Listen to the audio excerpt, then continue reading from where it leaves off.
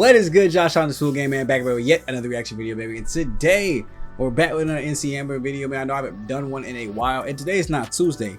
Why? Because I've been prepping guys for me to do more anime content than on just Tuesdays. So it will still hit on Tuesdays, but they might be sprinkled in throughout the week. So if you guys want to know when the anime stuff comes out, if you're here for my anime reactions, like and subscribe, of course, so I can see that support, so I can push more out. And turn the bell on so you guys can know when these videos are going out, so you can come show that support. And don't worry, the music's not going anywhere. I'll still be reacting to music too as well. Just wanted to bring some anime reactions to the channel, and I thought what a better time than today, because one of my favorite animes that I've caught up to, I thought finished, but caught up to, has just announced the second season, man. Black Clover is coming out with another new season in 2026. I don't know why they do these releases so early. Now I gotta wait a whole year, but that gives me more time to catch up on other animes that I've finished. Speaking of which, I'm gonna be doing a series where I review the animes that I've either caught up to or finished up to this point. I guess now with the announcement of a new season, I may or may not get to Black Clover. Then I might wait, so we'll have to see. But the new trailer, or I guess announcement trailer of it coming back, just dropped. So maybe when the actual trailer drops for the new season, I might react to that here on the channel. So in honor of Black Clover coming back, I thought, why not the strongest moves in Black Clover ranked and explained? I want to go and check it out, man. I mean, Black Clover is such an intense, deep world. Obviously, I'm not going to give you guys a full backstory. I'm not an expert on it, but from the way I understand it, magic books, magic powers basically kind of giving off birth, and how much the mana loves you. You can obviously train it to get it stronger, so you're not just stuck at one level. Kind of like how solo leveling is. You can train it and get better and stronger, kind of like Naruto. And over time you get unlocked to new spells as you get stronger. I don't think we've seen some people like take other people's books and use their books, but pretty much you just have your own book. There's that one dude that had like 5 or like 2 books conjoined together and was somehow able to use it. He was really strong. But obviously main character Asta, really strong, has no magical power at all except the power of anti-magic, which somehow ends up being the strongest power of all. No power is strong power, is basically what this show is trying to tell you, bro, because he's able to nullify everything that you throw at him as long as he has the proper sword and equipment out. The way it ended was great. I love the bond that actually was able to form at the end, which has me really excited for part 2 and to see what kind of continues forward. Obviously, those that have read the manga probably already know everything's going on.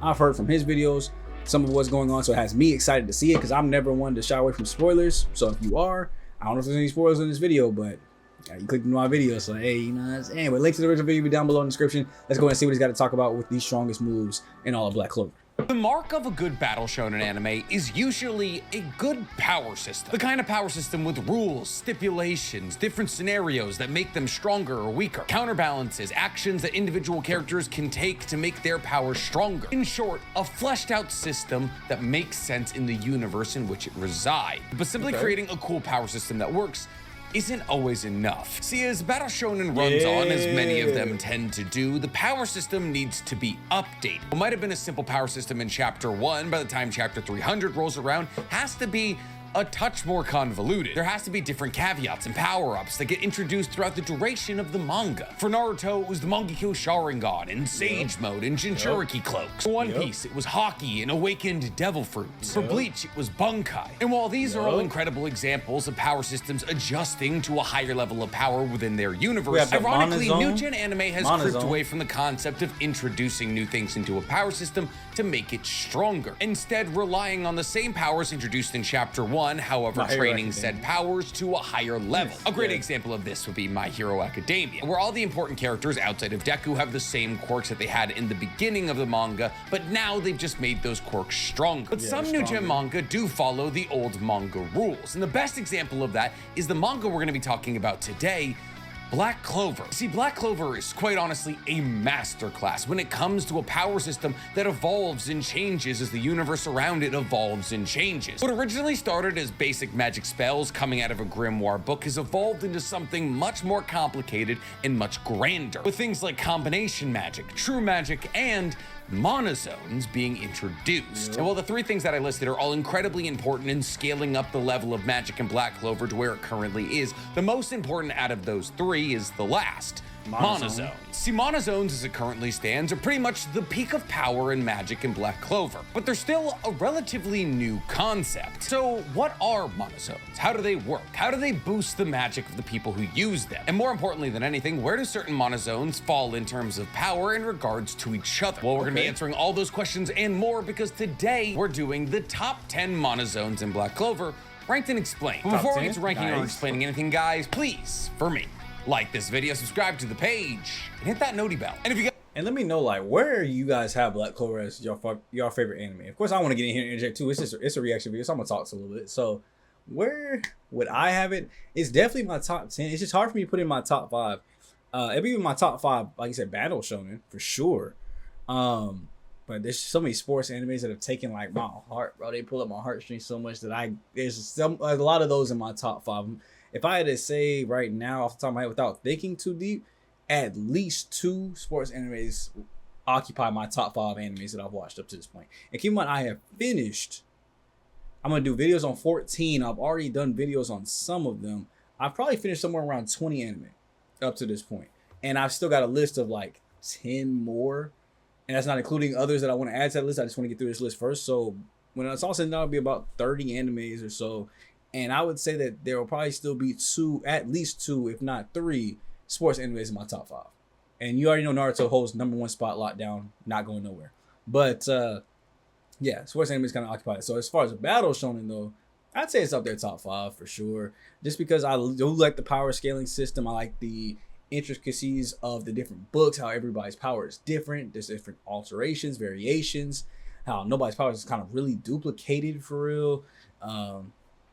I do like the Asta Yuno dynamic as main characters, the kind of Naruto Sasuke similarity, the Vegeta Goku similarity, you know what I'm saying? Like the just 2 eternal rivals that are more like brothers. Only difference is neither one of them turns evil for a period of time. So I'm trying to think, is there really a power system where there's 2 really strong characters where the other one doesn't go evil? I can't think of any that I've seen off the top of my head. You guys let me know if there's something else like that. But you know, I guess Yuno did go evil for like 2.5 episodes. So yep, we're gonna let that count. If you guys want to get up all in my monozone, go ahead and follow my anime podcast that I'm doing with Danny Mata called Otaku's Anonymous, where we break. How I come back and the first thing you say, I gotta go get Diddy on this. He's free now. I gotta bring him onto the stream or to the video for this. Because what did you? I want to get in your what zone? Down everything that happened in anime this week. Talks around Black Clover very much included. It's available on YouTube, Spotify, and Apple Podcasts. So monozones, the domain expansions of the Black Clover universe, an incredibly powerful magical technique only accessible to 9 magicians thus far in all of Black Clover. Even though the magicians who can use them are exceedingly rare, they are getting used more and more often in the manga. And this is because the current opponents in the manga couldn't be defeated with anything less than a very powerful monozone. So what is a monozone? How do they operate, and why are we using them? Well, before we get to ranking or explaining anything, we should probably start this video off in the way that we tend to start these videos off, by answering the easy questions. So a monozone, what is it? Well, in the simplest terms possible, a monozone is an advanced mana technique that allows you to control and manipulate the mana around you. That is to say, by activating a monozone, you get to control the mana within a certain radius of you. And considering the fact that mana resides in everything in the Black Clover universe, like chakra and Naruto, being able to control all of the mana within a certain diameter of yourself is very powerful. But how does being able to control all of the mana around you assist a mage? Well, one consistency between every single monozone is that every single monozone helps the mage who launched the monozone to gather more magic. If you're in control of all of the magic around you, you can gather that magic around you into your own magical spells, as opposed to just using the mana within your body. That is to say, by creating a monozone, you have now essentially taken over all of the mana around you to boost your spells, not only giving you increased attack and defensive potency, but also giving you greater stamina and the ability to use more spells continuously. On top of this, for a large swath of magical spells, an increased amount of magic being funneled into them actually increases their range, which means the activation of a monozone increases how far away you can be from somebody and still launch your magical attacks at them. Monozones actually give you a lot more than even that. See, since you control all the mana in a monozone like you would control all the mana in your body, your monozone essentially becomes an extension of your own body. And that's important because it opens a whole lot of doors for you. Think of casting a magical spell as holding one gun. With this one gun, I could shoot a water spell direct. Please tell me that's not an actual panel from a manga, bro. They really gave this man a gun? Who Americanized this?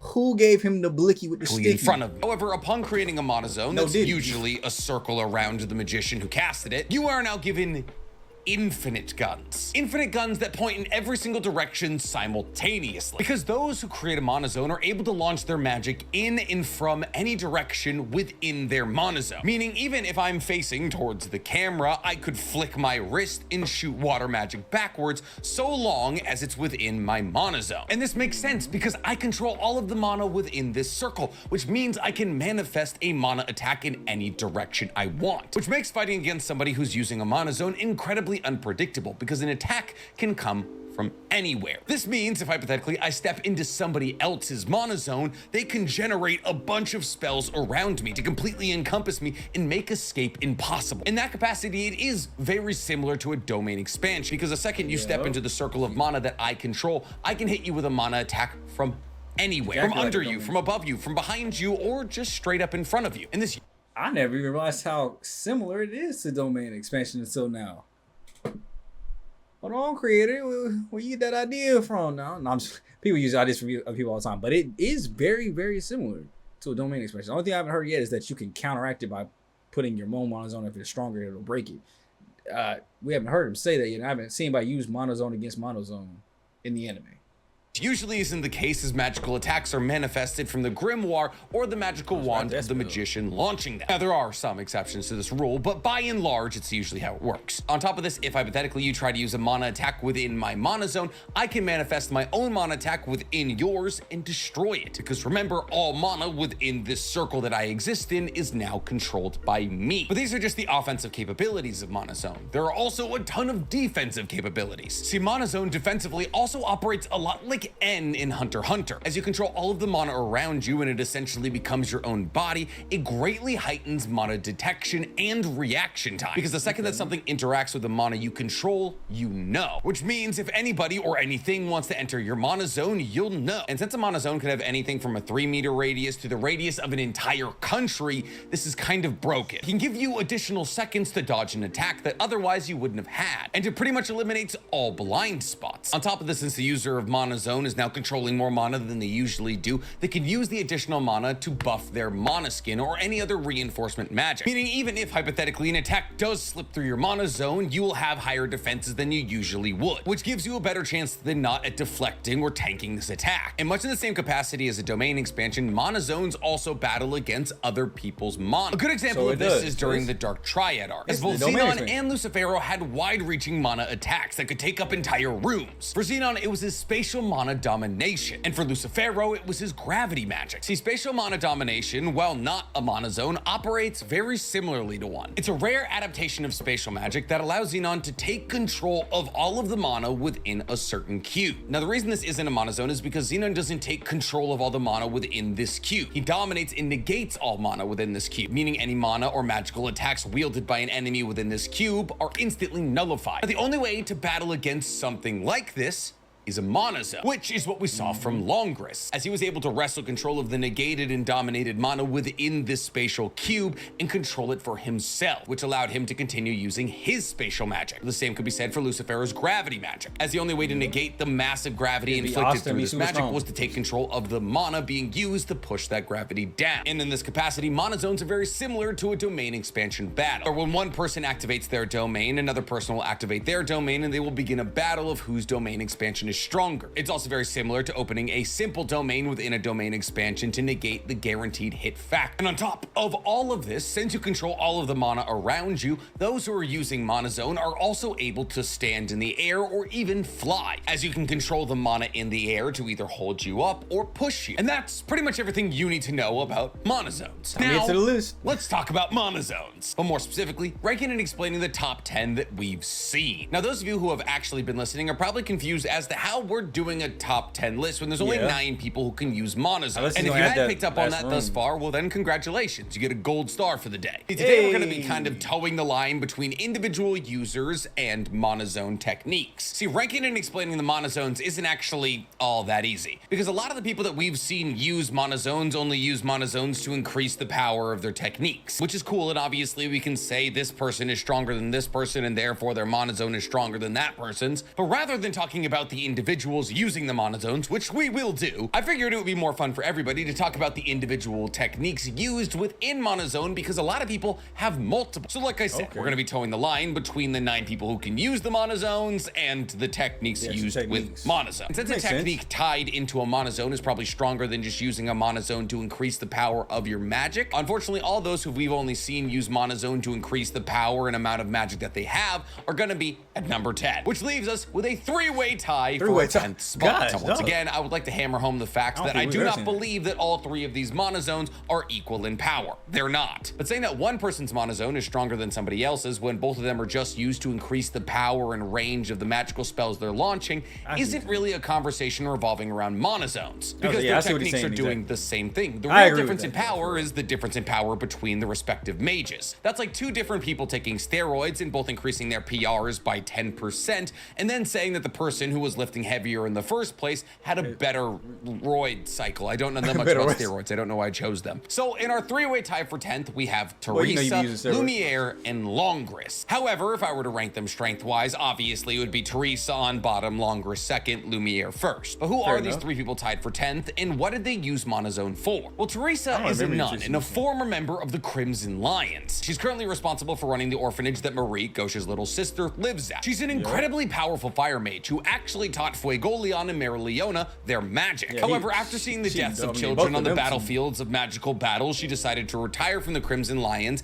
and become a nun that could protect children. Now, Teresa, so far as we've seen, has 3 different types of magic: fire magic, healing magic, and creation magic. And even though she's 65 years old and it's said that her magic is substantially weaker than it used to be, her abilities like Shining Flame Cross and Soothing Holy Light are still very powerful. And one of the ways that Teresa negates her decline in magical prowess is through the use of her monozone, which she uses to increase the power or range of either her fire or healing magic. But it was actually Teresa that showed us that if somebody is in your monozone, you can create magical spells within their magical spells to destroy them, as is the thing that Teresa mostly focuses on when activating her monozone. Now, this makes sense for Teresa because she's usually focused on protecting the children around her or de-escalating a conflict. Now, the second person in the 3-way tie for 10th is Longris. We've actually already covered the moments when Longris used his monozone, when he used it against Xenon and Lucifera to negate their magic. Obviously, being able to negate the magic of 2 out of the 3 of the Dark Triad is insane, and it's why if I was just ranking the usage of monozones and no abilities on top of it, Longris would be second only to the first Wizard King. However, on top of all of this, Longris also used his monozone to reinforce his reinforcement magic, not only negating the magic of both Xenon and Lucifera, but also buffing his defense and offense and magical output. So a lot stronger than Teresa's monozone, but not nearly as strong as the first Wizard King's Lemille. Specifically, Lemille Silvamillion Clover, the original progenitor of every single royal family of the Clover Kingdom, and the original wielder of light magic. Now, the first Wizard King is one of the only people in the entirety of Black Clover to have a 5 in every single one of his power categories, those being power, magical, wisdom, stamina, and vitality. And he, like you know, wielded a 4-leaf Clover Grimoire. Now, technically, his monozone does have a name. It's the Lamp of Avior Gloria, but we're not super sure how it works. And we do know through the usage of his monozone, he was able to speed blitz Zogred. However, while he had this monozone active, Zogred was also able to cut off his arm. The usage of this monozone appears to just allow him to travel at significantly higher speeds than he previously could. He also, upon activating this monozone, was able to generate a light sword that pierced Zogred's stomach. However, he could already generate light-based weapons before activating the monozone, so I don't think this is specific to the activation of the monozone. So more than anything, it appears as though the first Wizard King's monozone just increases his physical attributes like speed and strength and the ability to generate more magical spells, everything a monozone usually does. Now, fortunately, these 3 monozones are the only monozones that we see activated and don't know the abilities of. But the nice part about knowing the abilities of all the monozones moving forward is that we know exactly how strong they are, which is why we're aware of the fact that coming up at number 9 is our weakest of the monozones whose abilities we know, Lolopeshka. Listen, I'm not sitting here and saying that Lolopeshka is a weak magician, or even that her monozone is weak. Lolopeshka is a spirit wielder. She has a contract with Undine, the water spirit. She is the queen of the Heart Kingdom, and if she had a more combative nature, she would be one of the strongest magical knights in terms of offensive output. If her head wasn't so clean and clumsy, bro, girl be tripping over. She literally went out and bought what they came back with like 20 sunglasses, bro, because she keep breaking them and then broke one on the first day. out of anywhere. However, Lolopeshka is a pacifist by nature, which makes her and the rather combative Undine kind of a bad match. But that doesn't stop them from creating a monozone together that's not only powerful, but also incredibly wide-reaching. However, to say that Lolopeshka is taking our 9 spot is kind of misleading, because Lolopeshka actually has 2 variations of her own monozone. So she's actually going to have both our 9 and our 8 spot. However, these 2 monozones are distinctly different in terms of strength and what they do. So at the 9 spot, we're going to be talking about Lolopeshka's kind of passive monozone. See, Lolopeshka's passive monozone is bigger than any monozone we've seen from anybody else in the entirety of Black Clover. See, much in the same capacity of any other monozone, Lolopeshka can control the mana within her monozone. However, where she definitively differentiates herself from the 3 people tied in 10th is the fact that her monozone is the size of the Heart Kingdom. Yes, that's right. Lolopeshka can control all of the mana in the entirety of the kingdom she rules over. Meaning, in essence, the entirety of the Heart Kingdom is an extension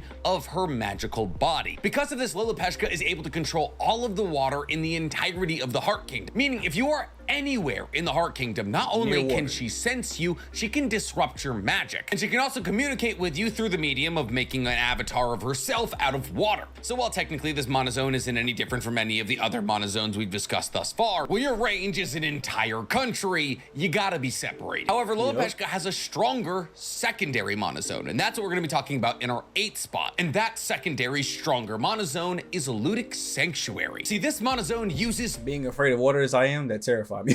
Seeing that much water in the sky just about to be dropped on my head. 3 different types of magic: natural magic, water magic, and spirit magic. It works by Lolopeshka summoning a pillar of water that swallows up her enemy. She then pulls all of the water from the surrounding area to create a bubble of water around her enemy and herself, making her monozone physical as her monozone becomes the water. She then, upon pulling in all the water from her surroundings, combines that water with Undine. And since Undine is the water spirit, she has an incredible mastery over this monozone. After this large swirling top-like magical spell has been created, Lolopeshka creates natural rune arrays. These rune arrays increase her strength with water magic and also increase her mastery with the monozone. And she creates 3 of them, 1 on top, 1 in the middle, and 1 below. Any target pulled into this massive physical monozone has all of their magical prowess diluted. That is to say, any magic you try to fire off in this monozone is significantly weakened by the monozone water. And on top of this, it comes with the standard attributes of buffing all of the abilities of the caster. Once again, this monozone separates itself from all of the other ones on the list because it passively dampens the magic of enemies. And while obviously every other monozone on this list has the capability to disrupt magic from people within their monozone, Lolopeshka's Ludic Sanctuary doesn't require input. And since it's not only a monozone, but also enhanced with spirit magic and natural rune arrays, 3 of them to be exact, this monozone is substantially stronger than all the other ones previously listed. But unfortunately, not as strong as our number 7 entry, because coming in at number 7, we have Dark Prison Hunting Ground. Now, Dark Prison Hunting Ground is the monozone of Noct. By the character we see in the last like 3 episodes,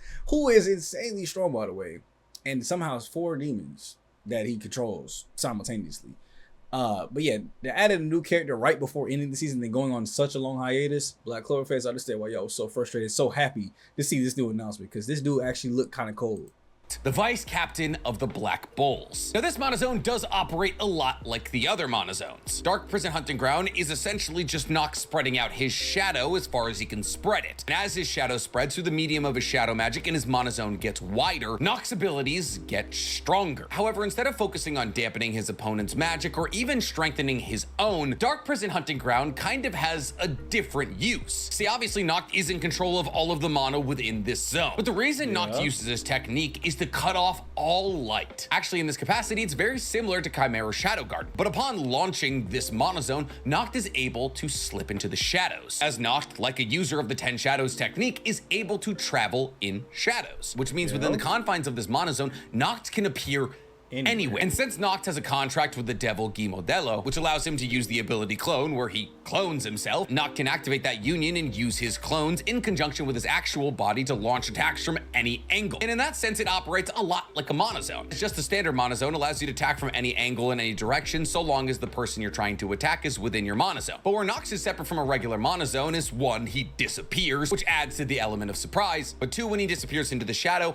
any sense of his ki is also erased. waste. And we understand that ki and magic in the Black Clover universe are very different things. See, Asta isn't able to sense magic because he has no magic, but he is able to sense ki, which is more about tracking somebody's essence than magical output, which means that if you get caught in Dark Prison Hunting Ground, you can be attacked from anywhere and you won't be able to sense it. Not to mention, eerily like Chimera Shadow Garden, since now there's more shadows and all of those shadows are being controlled by Noct, all of his shadow magic is substantially powered up in this monozone. Like, Dark Prison Hunting Ground and Chimera Shadow Garden are literally the same thing, with genuinely the only difference being that in Chimera Shadow Garden, you have to reinforce whatever part of your body is touching the Chimera Shadow Garden with cursed energy so you don't fall into the shadows. Isn't there a not Black Clover, isn't there a Bankai that is similar to that, where it puts everything or the person you're attacking in complete and utter darkness that you can't see? Am I tripping? There's an ability in Bleach like that too. I'm pretty sure. I haven't watched all of Bleach. I need to catch up on it. Ever since they took it off Crunchyroll, I wasn't able to watch it, so I need to get me a Hulu account if y'all want to share it. Outside of that, exact same thing. I wonder who came up with it first. But speaking of dark magic, that brings us to our next entry on the list. Because coming in at number 6, we have Yami. I know I said we're going to be talking more about the techniques than the people, but Yami's got a lot of techniques as it pertains to monozones. And if I was to rank every single technique that he has as it pertains to monozone, he would be like half the list. Yami has 5 monozone techniques. We're going to be talking about 4 of them at this number 6 spot. Now, the majority of Yami's monozone attacks are built around his monozone ability, Black Moon. See, Black Moon is a very logical upgrade to a monozone. In order to pull this off, Yami has to create a monozone, and then he manifests a Black Moon to put at the top of that monozone. This Black Moon then sits at the top of the monozone and taps into the controlled mana of Yami. When these two things are combined, it massively improves both. See, the Black Moon tapping into the monozone increases its range of absorption. That is to say that when the Black Moon goes to the top of the monozone, it is now able to absorb everything that touches the monozone. Because the Black Moon is a black hole, but a selective black hole. What do I mean by that? Well, Yami, upon manifesting this Black Moon, is able to decide what techniques get absorbed by it and what don't. So this technique is one step above the Ludic Sanctuary. See, with the Ludic Sanctuary naturally dampens the abilities of enemies caught in it. Any technique fired at Yami's monozone, so long as the Black Moon is on top, gets absorbed if he wants it to. Meaning, so long as Yami is within his monozone, he's untouchable. Tie that into the fact that he's able to make sure that allies' techniques don't get absorbed by the Black Moon, which means those within his monozone, so long as their allies could launch attacks while not having to worry about attacks coming back. And it's a super broken ability. Tie all that into the fact that all of this is tied to a monozone, which greatly increases all of his abilities, and you already have one of the crazier abilities in Black Clover, but Yami's not done. Yami is also able to use the Black Moon offensively. Yami can pull out his sword and pull the Black Moon to the tip of his blade. Yami is then able to fire the Black Moon at somebody at an incredibly high velocity that completely decimates anything it touches. It's like firing a personalized black hole, and the area of effect is roughly the size of somebody's torso. This ability is so effective that it was able to completely eviscerate Dante's torso in one shot. And while this didn't kill Dante because Dante had a regeneration factor, if it had gone up against anybody who wasn't a devil, it absolutely would have killed them. But this isn't even the only move where Yami uses the Black Moon offensively. He also has the Dark Cloaked EI Slash, a technique where he covers his blade with the Black Moon, and once an enemy comes into range, he slashes them with an EI Slash. Now, EI Jutsu is basically what Zenitsu does. It's an ancient Japanese swordsmanship based on pulling your sword out of your hilt in a fast slash. With this ability, Yami was able to speed blitz and slash open either a 50 or 80% awakened Dante. The true height of Yami's monozone attacks actually don't even depend on the Black Moon, as his greatest monozone attack outside of the one we'll talk about later is actually Dark Cloak Dimension Slash Equinox. See, this ability is just Dark Cloaked Dimension Slash, which, for those of you who don't know, allows Yami to cut literal dimensions. He was able to cut through a dream realm, which is a separate dimension, and a slash that's able to cut through a dimension is able to cut through anything on Earth. Now, the Equinox edition of this slash is dependent on him activating his monozone first, and upon activating that monozone, the reach of his dimension slash is greatly improved, to the point where he was able to slash Zogrid with it from a couple hundred feet away. That's enough about Yami. Why don't we move to somebody else with multiple entries on this list? Because coming up at number 5, we have Mereoleona. But wow. I mean, I can think of 2 people that we haven't named yet, but 5? That means there's 4. What are the 2 people? Why? Okay, the Wizard King. Okay, so Where's the fourth person though? But talking about Mereoleona is very similar to Yami because she has She's three strong. She's separate crazy strong, monozone so I thought moves, she was gonna which be makes top sense three when you for consider sure. the fact that we learned what monozones were from Mereoleona, and she is one of the most proficient, if not the most proficient user of the monozone out of anybody in Black Clover. However, Yep. just because she's proficient doesn't mean she has the strongest monozone out of anybody. Mereoleona's monozone operates a lot like Yami's monozone in that there's a bunch of different moves, all that are roughly the same, based off the same sequence of abilities. Except instead of being based off the Black Moon for Mereoleona, they're based off the Calidus Brachia. Honestly, my brain is so used to Japanese words, you throw Latin words in the mix and I just shut down. Whatever, moving forward. The weakest of Mereoleona's monozone attacks is Calidus Brachium Barrage. Now this technique is built on the fact that a monozone can launch an attack from any angle. But so this technique basically has Mereoleona opening up her monozone to encompass the person she's fighting. After taking control of all of the mana in the area, she begins to launch a barrage of fire pillar attacks from all around her opponent. These fiery blasts pummel her opponent from all directions, making it impossible to defend against or escape from this attack, because you can only defend in one direction and there's fire behind you. However, if you thought that was scary, wait until you hear about Purgatory. This technique takes Mereoleona's flames from red to blue. This technique focuses less on surrounding you with punches and more on just eviscerating you, as a stream of blue fire punches are fired at who's ever unlucky enough to be in Mereoleona's monozone. And the flames of her blue fire punches are so powerful that they literally melt stone. Now, Mereoleona is only able to pull off blue flames with her monozone, because after using this technique, even though she's pulling in mana from all around her and therefore not using just only her mana, she's usually left defenseless. That is to say that using this technique uses so much magic to heat her flames to such a degree that it taps her out. Well, that is to say, it used to. If anybody's getting stronger every single chapter in this manga, it's Mereoleona. Which is why in chapter 275 of the manga, we got Calidus Brachium Purgatory Abyss, which is very similar to Purgatory, except way bigger. Like, so much bigger that it only took a couple of punches for her to basically defeat one of the ancient devils that only the first Wizard King had ever been shown to defeat. Now, unfortunately, this technique wasn't enough to actually kill this devil, but Asta was. But still, being able to flatten one of the strongest enemies in the entire manga, one of the things that is considered on par with the first Wizard King, the progenitor of the three royal clans of the Clover Kingdom, insane. And Mereoleona's only getting stronger. She's actually having a moment in the manga right now, but we're not going to spoil that. After Mereoleona, we have our first and actually only Union monozone. That's because coming in at number 4, we have Kids Playground. Well, the name may not sound super intimidating. Trust me, you don't want to be caught in it. Kids Playground is actually a Union magic monozone. I'm not gonna lie to you, that sounds terrifying. If someone says, I'm about to hit you with this Kids Playground. Nope, never mind. I'm gone. You got it. You can have whatever you want. You can have it. Like, no. That move, although it has a playful sound to it, no, that sounds terrifying. I do not want to be caught in anything called Kids Playground.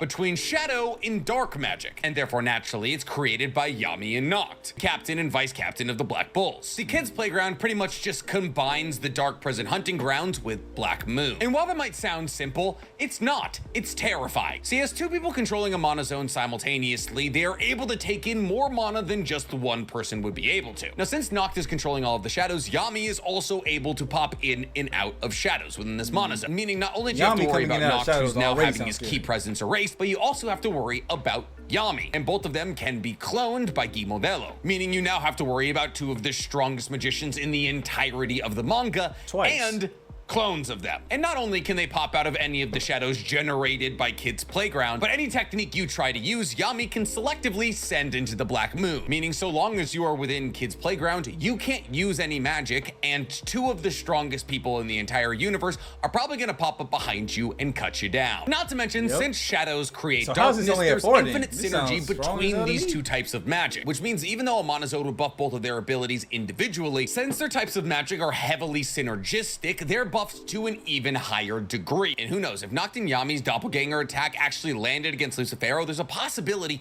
it would have cut him down. Now, obviously, he read through it and it didn't land, but they're also fighting the strongest devil related to the Tree of Queloff in his perfected form. So, uphill battle, to say the least. After Kids Playground, we have a slightly controversial take, because we're going to be talking about a monozone technique used over 100 chapters before Kids Playground. That would be Spirit's Hushed Dance. See, this is a monozone technique used by Yuno. And just like with Lolopeshka, this monozone uses spirit magic. However, since it's Yuno we're talking about, it's Sylph, the spirit of wind. This technique starts like any other monozone. Yuno takes control of all of the mana around it. However, by tapping into the spirit magic of Sylph, Yuno is able to do something incredible. He's able to predict and evade attacks. I know, that doesn't sound like much. Even Yami's Black Moon ability allows him to predict and evade attacks. In actuality, any singular monozone should allow you to predict and evade attacks, as the monozone acts as essentially your end. Anything that comes into contact with your monozone you feel, sense, and should be able to step out of the way of. But Yuno's is boosted to an ability that no other monozone can compare to. See, we all know that Yuno is the strongest wind magic user in Black Clover, and with wind magic comes speed. Tie that into the fact that he is now a Saint level mage, meaning he has complete mastery over his connection to Sylph, and you have probably the fastest person in the universe. And therefore, through the usage of this monozone, Yuno is able to dodge anything, even a barrage of light magic attacks, which are the fastest attacks in the Black Clover universe, outside of, I guess, maybe time magic. And gaining speed that allows you to dodge hundreds of light attacks is gonna put you pretty high on this list. But not high is the thing we quite literally just mentioned, time magic. Because coming in at number 2, we have Chronostasis Grigor. Not gonna lie, I mean, that was maybe it's because of the explanation being so weak. I would slide Yuno down to 4 and move the combination of Yuno and I forgot his name. I almost called him Noct. You know what I'm saying? The combination monozone, I'd move that to 3 so far. I might even move that one even higher. Let's see what they say about Tom though.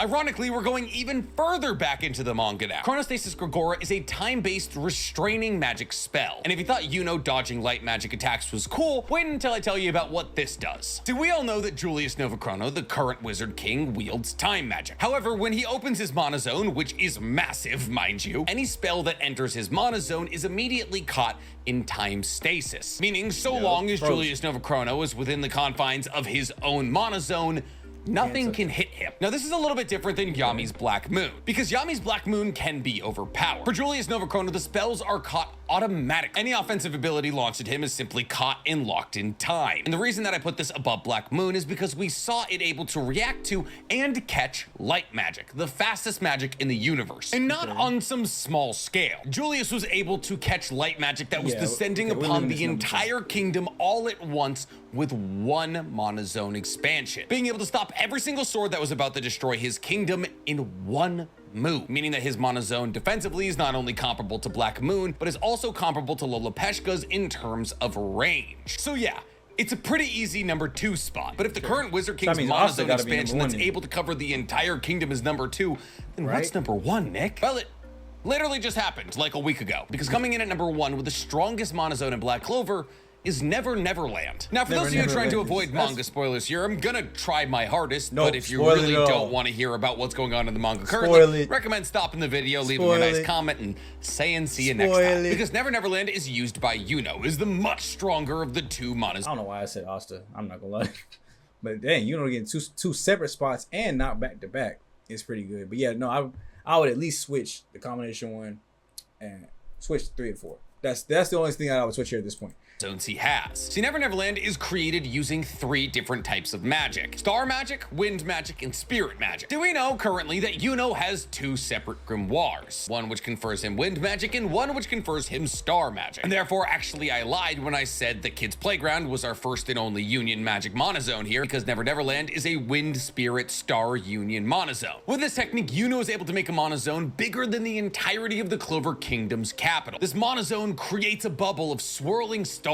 And while these stars swirl around in the bubble, Sylph blows a horn that creates a bunch of copies of herself. Now, Sylph and her copies control the flow of magic within this monozone. Now, while that might sound kind of basic, it's not. Because not only do Yuno and Sylph control the flow of magic in a monozone larger than the capital of the Clover Kingdom, but they also control time. Yes, that's right. Within this monozone, Yuno and Sylph control tie. Yeah, that's why and that's not number mentioning one. that every single ally in this monozone is buffed while every single enemy is nerfed. So it's like if you took Julius's, Lolapeshka's, and somebody else's regular monozone and shoved them somebody all else's. together. And the less talked about benefit of this monozone is if somebody in there tries to use offensive time magic, you know, can nullify it immediately. I'm not going to talk about why that's important, but that is currently very important. So yeah, it makes sense that the monozone that takes all the best features of all I the like best that other little tease monozones and spoiler. then makes I that got monozone ideas. bigger than the capital of the Clover Kingdom would be number one. And it's why it's going to be a super tough election for Asta to try and win Wizard King. Oh, remember that guy with like 5 different types of magic who managed to encompass the entirety of the Clover Kingdom capital in his monozone? Yeah, he's got my vote. Meanwhile, Asta's in the land of the sun hanging out with Yami's parents. Hey, it's a tough look during election season is all I'm saying. But that's it. Everything that you He need gonna to come know back about the eventually. domain expansion of Black Clover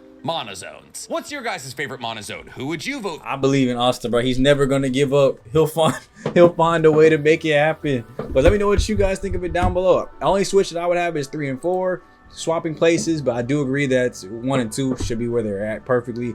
I can't wait to see Yuno get that strong and powerful and show off that move in the anime. And I can't wait to see some of these fights against these upper, stronger demons, and you know, watching these guys continuously just get stronger and stronger and stronger, and seeing how they grow and develop. And the little teaser there, I mean, obviously, you know, stopping time magic. There's only one person that has time magic. Why they would be fighting is a very good question. I don't know. I got some theories. Maybe Julius turns evil. Maybe Yuno goes back to being evil. But it seems like he's the good person, so maybe they do something to Julius and he turns evil. Hey, look.